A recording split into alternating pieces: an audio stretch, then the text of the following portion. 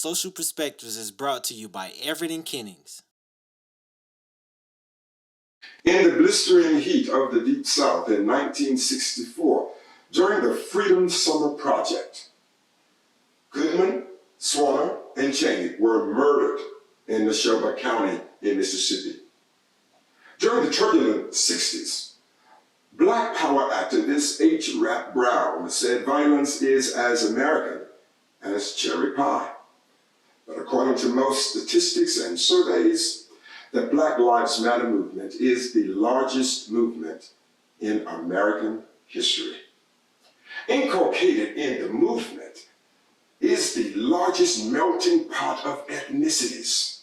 The blacks, the whites, the Asians, the Hispanics, the young, the middle-aged, the elderly are chanting in unison that song that was composed by the actions of white law enforcement officers.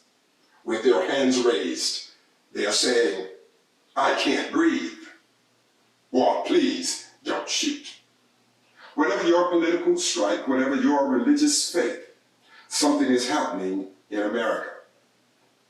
And in America right now, the soloistic voices of the last 40 years have come together and they have joined a mass choir, singing with the symphony of equality, set by the tempo of marching feet up and down the major cities in our country. They are saying, yes, Dr. King had a dream. Reverend Jesse Jackson had a mission to share with the world that I am somebody. And yes, President Barack Obama brought to the consciousness of America that yes, we can. And now we must accept that Black lives, oh yes, Black lives do matter. We'll be right back. Sometimes God interrupts the normal course of history and gives us leaders whose gifts and insights are used to transform a generation. We have the privilege of presenting such a leader. He is an accomplished jazz musician, best-selling author, entrepreneur, and beloved senior minister of Mill Branch Baptist Church, J.G. Everett Ministries. Our host, Dr. J. Gentile Everett. Welcome back to Social Perspectives. Something is happening in America. Whether we accept that as a fact or not, things are changing. These changes can be seen and measured by the events that are taking place all around us. Statues are being toppled. Buildings are being renamed. Curricula decolonized. And staff being fired. All of those representations of the old South or the old concept of America now is being challenged by Black Lives Matter movement and the idea of equality at last has resurfaced, that it has gripped the nation. There seems to be this conscious effort on the parts of many determined to hold on to the old idea of America. Of course you remember, the America which had white supremacy as its foundation, one of the tenets upon which the country would be established. Whether it was in written form or not, there was an understanding, a rather ostensible understanding, that this is the way the country is. I cannot help but to think about the times, even in my own life, growing up in a small town, southeastern North Carolina. There were places that they did not have signs up that said white only. They had been removed by the time I came along, but there was an implicit recognition that the practice was still very much alive, and you knew how to comport yourself accordingly. Well, I'm here to share with you things are changing. There is a multitude of new minds that are being born every day. We see more and more interracial relationships. The younger generation, thank God, seem to be beyond the color of one's skin. And they are trying to love people on the basis of merit, on the basis of character. It's been something that should have been a long time ago. But when we consider, once upon a time, these statues we did not pay any attention to. We seem to ignore how offensive they were. Somehow or another, we had put our minds in a place where we saw them, but we didn't see them. We saw them, but we did not embrace them, nor did we have any kind of cognitive understanding of what they represented. Well, that's being challenged and changed right now. And it is believed that the schism that now exists seems to emanate from the idea that there is a new God that's on the way. And the old regime is obsolete. And you may as well embrace it because it's not going anywhere. No ethnicity is afraid anymore. People do not live in fear like they once did. People of color are not frightened by the arrows that fly, the insults that may be heaped upon them. There's a new America. And that America is America where this new generation is saying all we're asking is for America to live up to its creed that all men were created equal. When I consider the significance of Mr. Floyd's killing, that policeman probably did not think about that significant act that took place in those streets. With his knee pressed against Mr. Floyd's neck, little did he know he would start a movement. He would start a revolution. I believe if he would have had any idea that that act would have given impetus to this great movement that's going on now, he probably would have resisted and probably would have chosen perhaps another way of insulting and abusing him. But that one single act, coupled with all of the other killings, but because of technology, and because all of these killings started to be filmed in real time and released to the world, it opened up the consciousness of America that something has to be done. Are we headed for a new constitution? Will there be a new anthem or a new flag? Will there be any measurable changes as a result? The Black Lives Matter movement? Well, this is my contention. America is already headed to a new place in the history of its founding, because in a few short years, people of color will outnumber any other people that make up America. Then what? What would we become then? I believe if we do not recognize that there is a shift in the social landscape and that the racial paradigm is on the brink of becoming something it's never been before. And it will be progressive and it will be good for America. Only if those Americans who are determined to hold on to cultural biases, determined to hold on to racial supremacy and some social and economic sense of entitlement, only if they determine that they're going to hold on to that will it only retard what is inevitable. Let's understand, America, we're heading to a new place. We may as well get prepared for that because the world is watching. And I ask you, stay tuned. We'll be right back. I've been feeling like this my last chance on. What's up, world?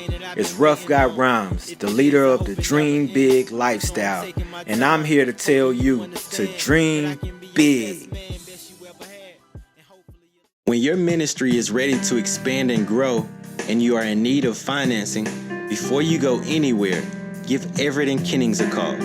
With minimal information, Everett & Kennings can have you financed in 1 to 2 days.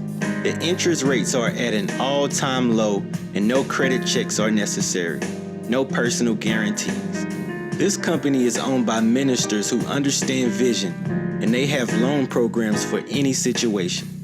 Construction or renovation, they have the funds to do your deal. You can call them at 877-320-0115, 24 hours a day, and they have staff to direct you.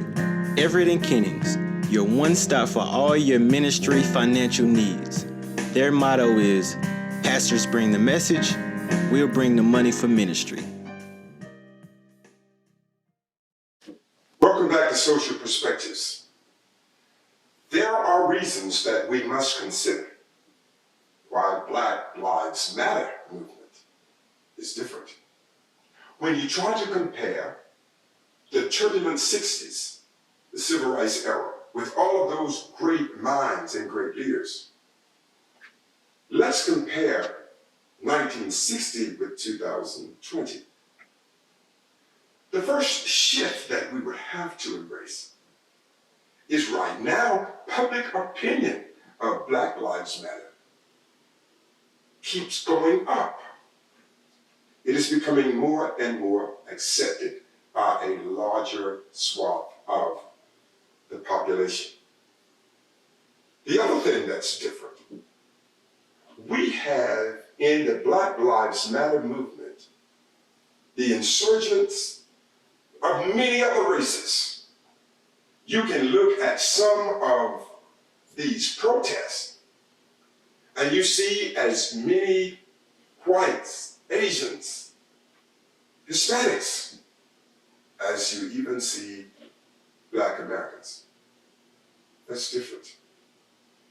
It was touching the other day when I saw a retired military man walked up to the secret police, a kind of Gestapo, and he only went to inquire, what in the world are you guys doing?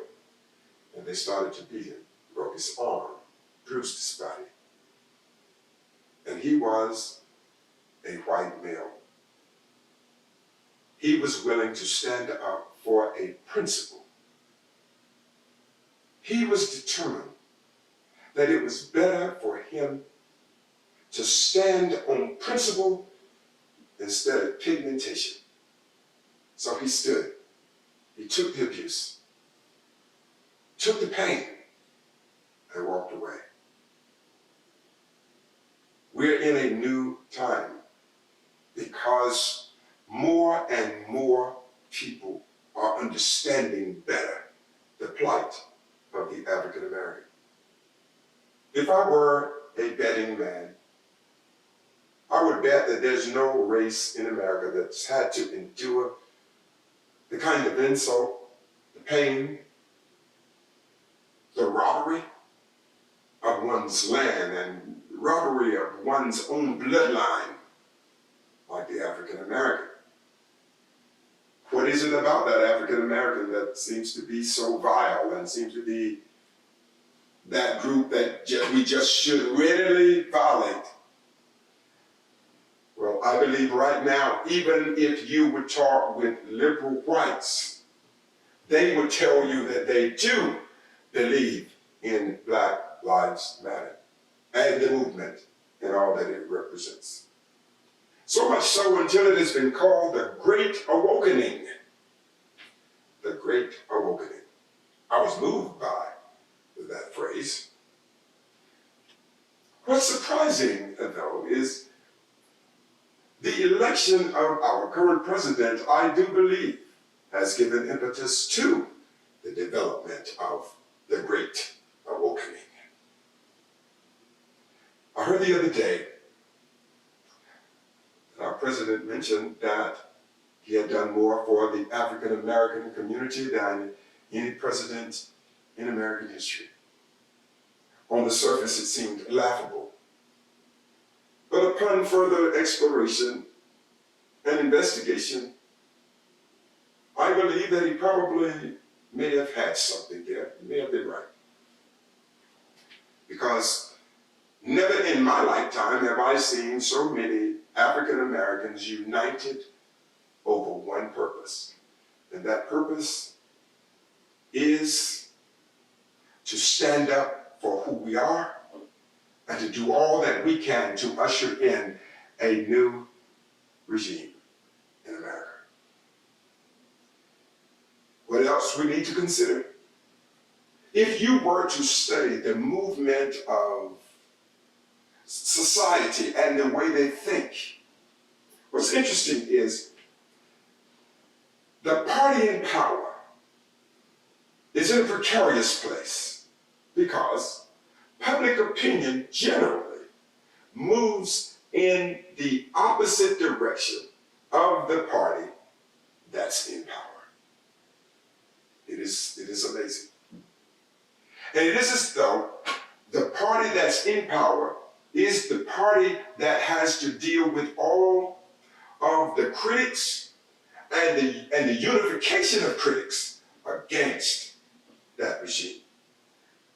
And public sentiment generally moves in the opposite direction of the party in power. This is called thermostatic public opinion. Has to do with how a person or how a group feels. And so, with public opinion moving toward equal treatment, and public opinion in the end will tend to be swayed if the issue has to do with equal treatment under the law. It's not like guns. It's not like abortion. Those issues are usually stuck where they are. Those who believe that, that's where they're going to be. But when it comes to equal treatment under the law, the public is persuadable. And we are clearly seeing that the public is moving toward this archaic, obsolete, antiquated concept that races ought to be divided and races ought to be categorized. Some should be placed here, some should be placed there. We are one humanity, made by one God.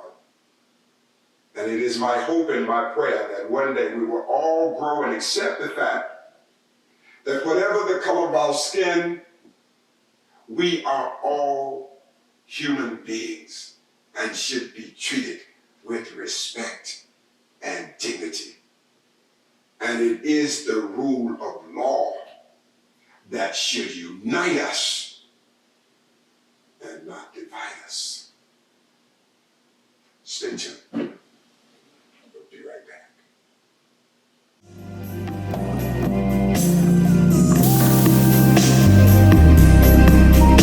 I saw you and I didn't even know your name.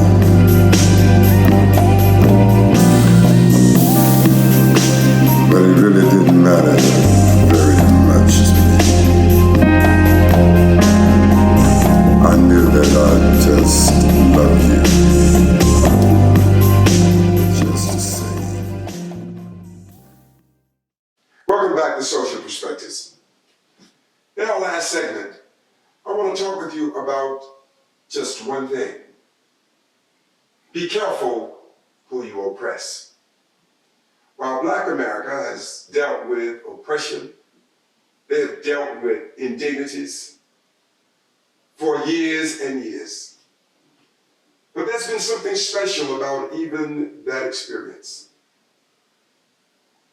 I am moved because I have seen injustices, discrimination, prejudices against African Americans.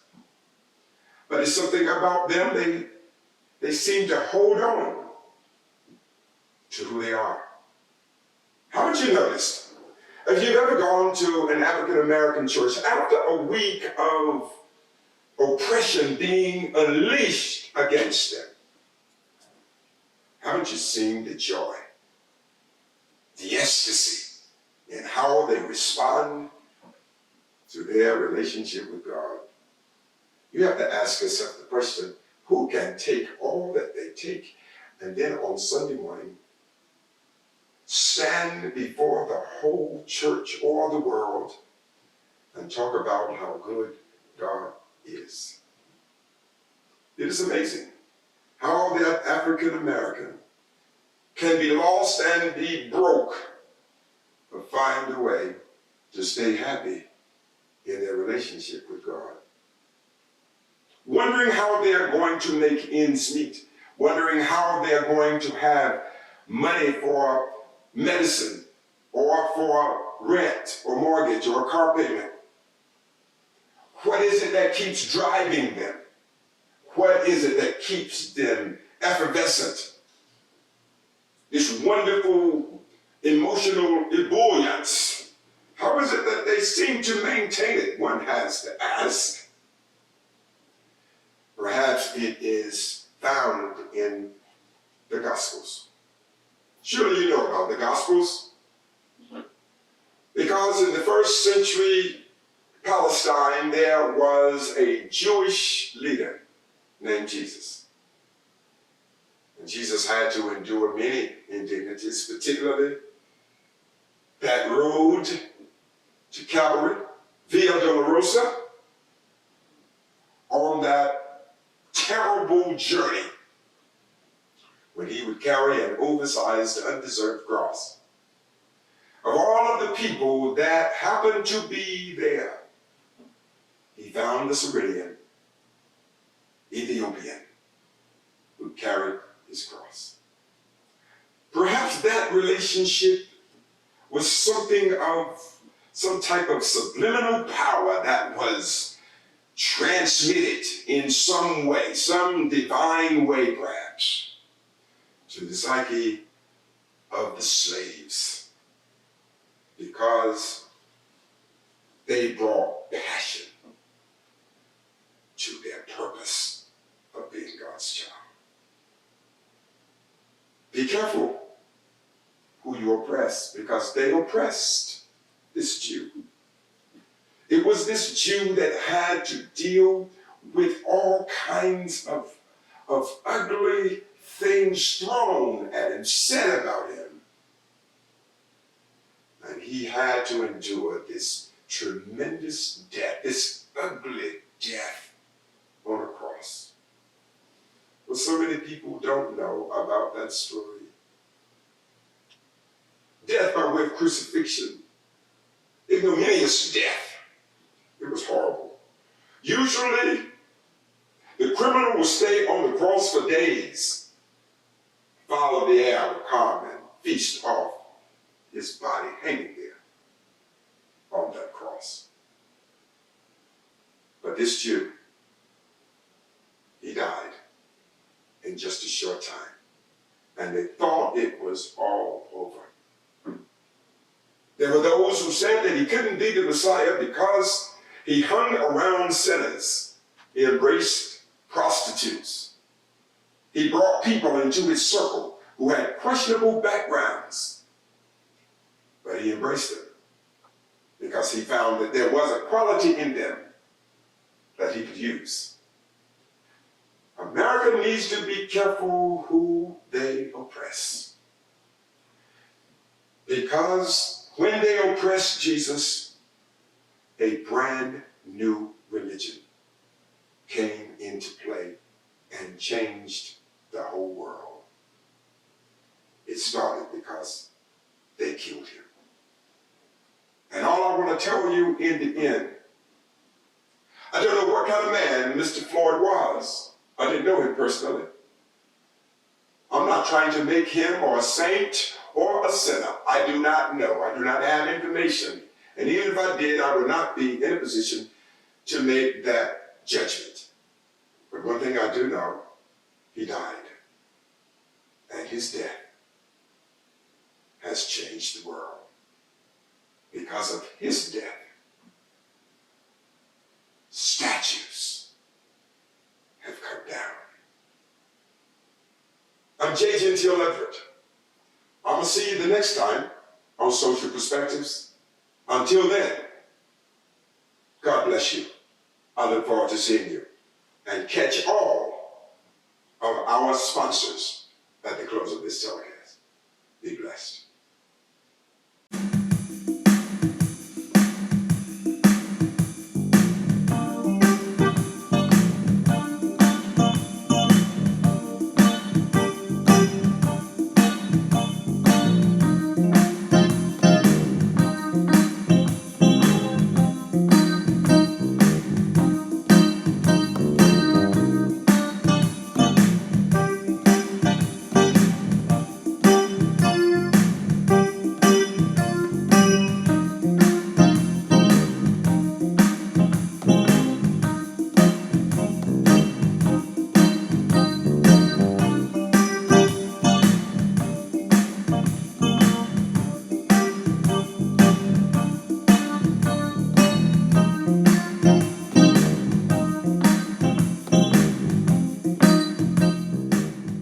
Alive Shoes proudly announces a new shoe line called the Gentile.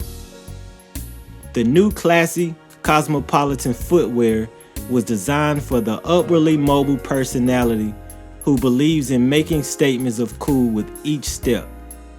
The Gentile footwear is the shoe for all occasions because cool never goes out of style. Go to aliveshoes.com/Gentile and step into your cool. All proceeds are going to the Kingdom Building Ministry of Mill Branch Baptist Church in Fairmont, North Carolina.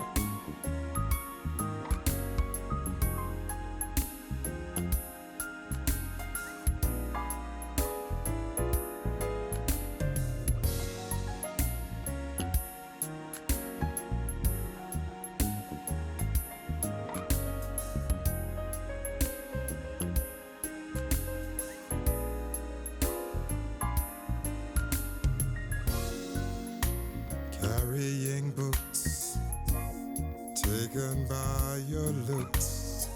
Hey girl.